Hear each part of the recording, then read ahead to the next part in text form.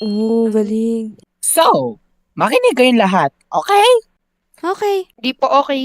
So, magkahiwalay yung tent ng mga babae at lalaki. So, walang papasok sa tent ng isa.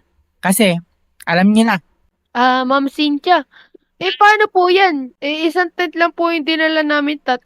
Saan ako matutulog? Sa river? hindi. At saka, wag kang sagot ng sagot ha. Hindi pa ako tapos mag-discuss dito. Ay. Susunod is, wag na wag kang lalabas ng 3 a.m.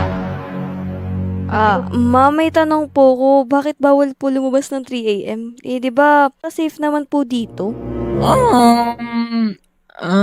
No comment. At saka, wag na wag kayong maliligo dun sa river kasi frozen yun ngayon. Ganun po ba, madam? Sige po. So, ito yung mapa ng cap natin. So, if mawawala kayo, pwede nyo itong sundan. Kung marunong kayo, tumingin ng map. Sino bang marunong tumingin ng map dito? Say rin po. Ako, ma'am. Sige, doon na natapos ng aking lesson.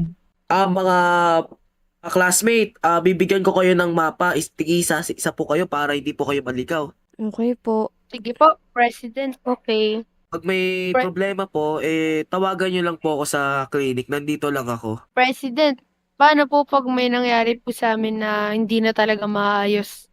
Sagot po ba ng school yun? Okay, mag-iingat kayo. Huwag kayo lalabas dito sa, dito lang po tayo sa campgrounds, okay? Okay po.